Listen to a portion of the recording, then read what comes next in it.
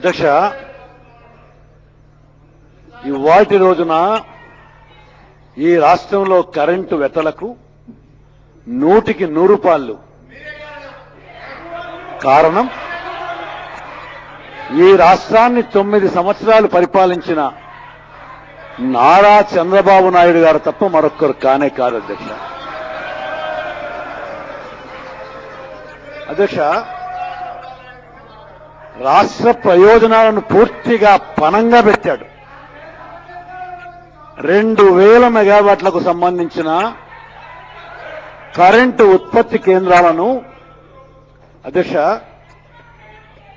ఎవరైనా కూడా దానికి సంబంధించిన ఫ్యూయల్ సర్టనిటీ లేకుండా, దానికి సంబంధించిన ఇంధన వనరులు కావాల్సినంత ఏర్పాటు చేసుకోకుండా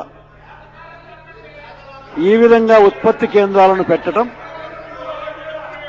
ఏమాత్రం క్షంతవ్యం కాని నేరం కాదు, నేరం అధ్యక్ష. నిజంగా అధ్యక్ష, భారతదేశంలో కాబట్టే ఇటువంటి అన్యాయాలను చూస్తూ ఊరుకొండిపోతోంది ఈ ప్రజాస్వామ్యం అధ్యక్ష. నిజంగా ఏ చైనా లాంటి దేశంలో అయితే చాలా తీవ్రమైన చర్య తీసుకొని ఉండవలసిందే. అధ్యక్ష, ఒక దయచేసి గమనించమని కోరుతున్నాను. ఎక్కడైనా కూడా అధ్యక్ష, ఒక కోల్ బేస్డ్ పవర్ ప్రాజెక్టులో కోల్ లింకేజ్ అని చెప్పి తీసుకుంటారు. ఆ కోల్ లింకేజ్ అనేది తీసుకున్న తర్వాత అధ్యక్ష, ఆ కోల్ బేస్ చేసుకొని ఒక పవర్ ఉత్పత్తి కేంద్రాన్ని ఏర్పాటు చేస్తారు. జెన్కో కావచ్చు, లేక ప్రైవేట్ పవర్ ప్రొడ్యూసర్ కావచ్చు. ఎప్పుడైనా కూడా కోల్ ఇవ్వవలసిన కంపెనీ, అది సింగరేణి కావచ్చు, మరో కంపెనీ కావచ్చు, ఓసారి ఇస్తానని అంగీకరించి కోల్ లింకేజ్ ఏర్పాటు చేసుకుని అగ్రిమెంట్ ఎంటర్ అయిన తర్వాత అది ఇవ్వకపోతే ఇవ్వని నేరానికి వారు పెనాల్టీలు కట్టాలి. ఒకవేళ ఎప్పుడైనా కూడా ఈ కరెంటు ఉత్పత్తి చేసే కేంద్రం వారి దగ్గర వారు ఉత్పత్తి చేసిన కోల్ను, వారు ఉత్పత్తి చేసిన బొగ్గును తీసుకొని పోలేకపోతే, లిఫ్ట్ చేసుకోలేకపోతే వీరు పెనాల్టీ కట్టాల. కానీ అధ్యక్ష, చంద్రబాబు నాయుడు గారు ముఖ్యమంత్రిగా ఉన్నప్పుడు ఏర్పాటైన ఈ కరెంటు ఉత్పత్తి కేంద్రాలకు సంబంధించిన అగ్రిమెంట్ ఒక్కసారి చూస్తే అధ్యక్ష, మామూలుగా సాధారణంగా ఏ ఒక్క ఆలోచన చేయగలిగిన ప్రతి ఒక్కరూ కూడా ముక్కు మీద వేలేసుకోక తప్పదు అధ్యక్ష. ఆయన షబ్బీర్ను నీకు అద్దె లేదు, ఇద్దే లేదు అన్నాడు అధ్యక్ష.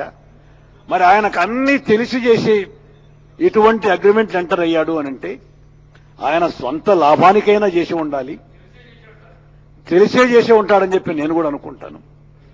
అధ్యక్ష, ఒక్కరు దయచేసి గమనించండి.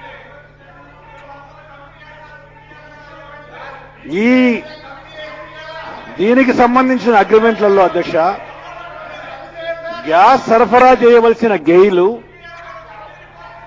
లేకపోతే గ్యాస్ సరఫరా చేయవలసిన ఓఎన్జీసీ ఈ కరెంటు ఉత్పత్తిదారులకు కరెంటు సరఫరా చేయకపోయినా కూడా, గ్యాస్ సరఫరా చేయకపోయినా కూడా గెయిల్ పైన కానీ ఓఎన్జీసీ పైన కానీ ఎటువంటి పెనాల్టీ క్లాజులు లేవు అధ్యక్ష.